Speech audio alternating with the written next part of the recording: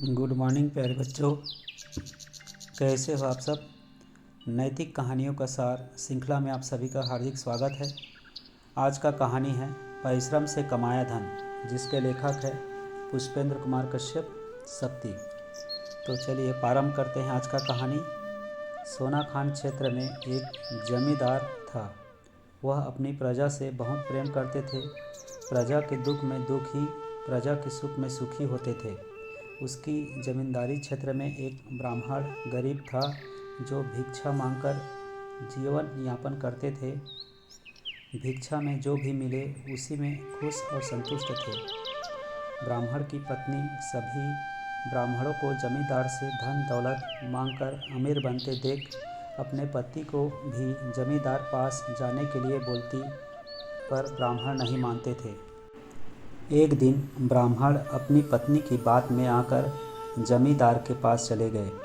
जमींदार ब्राह्मण का आदर सत्कार कर बोले, ब्राह्मण देव कैसे आगमन हुआ। ब्राह्मण जमींदार से अपने परिश्रम से कमाया हुआ एक आना मांगा। जमींदार सोच में पड़ गया कि मैंने आज तक एक पैसा भी परिश्रम से नहीं कमाया। जमींदार ब्राह्मण को कल आने के लिए बोलकर चले गए। ब्राह्मण के जाने के बाद जमींदार वेश बदल कर काम की खोज करते हुए लोहार के पास पहुंचा और उसके पास परिश्रम से एक आना की कमाई करने के बाद अपने महल आया। अगले दिन जमींदार ने ब्राह्मण को एक आना दे दिया। ब्राह्मण देव उस पैसे को अपने पत्नी को दे दिए। इस पर पत्नी नाराज होकर उसे तुलसी चौरा में फेंक दिए। कुछ दिनों बाद ब्राह्मण की पत्नी प्रतिदिन तुलसी चौरा में पानी अर्पित करने लगी। उसमें पौधा उगता दिखाई दिया जो देखने में बहुत सुंदर था। देखते ही देखते वह पौधा पेड़ में परिवर्तित हो गया और उसमें फल लगना प्रारंभ हो गया।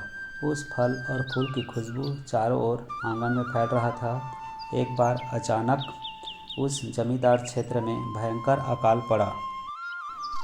जमींदार प्रजा के दुख को देखकर अन्न ग्रहण नहीं कर रहे थे। जिसका ज्ञान ब्राह्मण को हुआ तो वह जमींदार को मिलने के लिए घर से कुछ फल और फूल ले गए। जमींदार फल को ग्रहण करने के पूर्व अपने हंस को दिए। हंस ने उसे खाया। जमींदार इसे देखकर आश्चर्यचकित हुए और इस फल के बारे में जमींदार ने ब्राह्मण से पूछा। ब्राह्मण के बताए जाने पर जमींदार ने ब्राह्मण को बताया कि यह मोती का फल है और उसे देखने उसके घर चले गए। जमींदार फल के बदले उसे बहुत धन दौलत दिए।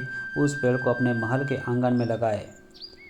शिक्षा, परिश्रम का फल हमेशा मीठा होता है।